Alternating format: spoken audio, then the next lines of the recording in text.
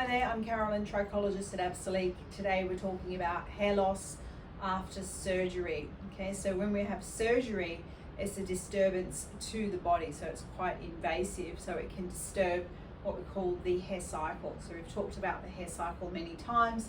Got the growing, resting, falling phase. It's happening all the time. Every hair on your head is in a cycle. But when there's a disturbance, a significant disturbance, and surgery can do that, it can disturb the cycle. So what you end up with is your anagen growing hairs actually prematurely falling out. So what they call that is telogen effluvium. So it's a diffuse type of hair loss. Okay, it will never be in patterns or patches. It's always diffusely over the head. You'll never go bald from this type of hair loss. But if you are experiencing hair loss post-surgery, this telogen effluvium diffuse hair loss, now's the time to check your blood tests and make sure everything is in order. So another thing to look for with this type of telogen effluvium, it should happen 3 months after the surgery, and it should only continue for 3 months. So if it's continuing beyond that 3 months, there's something else that's happening. But we also need to consider that we have hair loss after the anesthetic as well. So with the surgery, there's normally a level of anesthetic, so that can compound, and some people are quite sensitive to the anesthetic. And on top of that, around most surgeries, there might be medications prior to the surgery or post-surgery, as in antibiotics, pain medications, and the like, and those things can also disturb the hair cycle. So around a surgery, there can be a lot of disturbances, and a lot of people don't think to actually check before the surgery to see that everything is in place. So there's many surgeries that can do this, but some of the ones that are common that I see in here is the gastric sleeve. Heart surgery, breast implants is another one that can come with other complications. Hysterectomy, gallbladder removal, hair transplant. Interesting, you can get hair loss after a hair transplant surgery, so that's a whole nother topic altogether.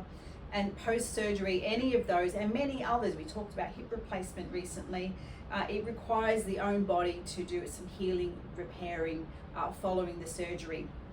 So sometimes, again, if levels are low in the body, okay, then when the hair does return, and it can take 12 months, the hair might not regrow to its genetic hair type. So again, we want to go in pre-surgery, post-surgery, check your blood tests. We're not looking for are you deficient, we're looking for sufficiency to hold on to the hair.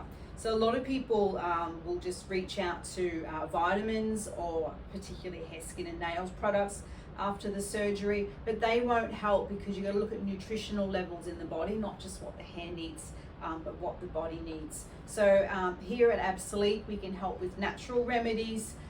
When you are having the post-surgery hair loss, I can't stop it when it's already been triggered to fall, but we can use some strategies to manage it, okay? But the biggest thing is we want to do prevention, okay? So if you know you're going in for surgery, if we start working with our special product, GRN, 3 months prior, and a little bit of preparation on the scalp, we've proven to prevent hair loss as well. So here we have a recent case that we held. So we've got our before and after. It's 4 months. This was just after the surgery. We had hair loss diffusely over the entire scalp, but affected the part line. So you can see there that we've got that filling in, and we got the structure back in the hair, so we can see through the hairline the actual structure of the hair is sitting up on its own, because that was all lost because the levels were very, very low. Prior to surgery, it was a shoulder surgery. She didn't realize her levels were low. The recessions, this is where you would get pattern hair thinning. It wasn't pattern hair thinning, it was a diffuse type of post-surgery hair loss, but it responds really well in the recessions. It was both recessions, so we can see, you know, good structure and strength coming back through. Going to her doctor and dermatologist, they diagnosed her with female pattern hair thinning, but it was post-surgery. Crown, the crown is where the growth pattern is. A lot of people think they've got a patch of baldness, but it's really just the diffuse hair not growing properly, so that responded really well.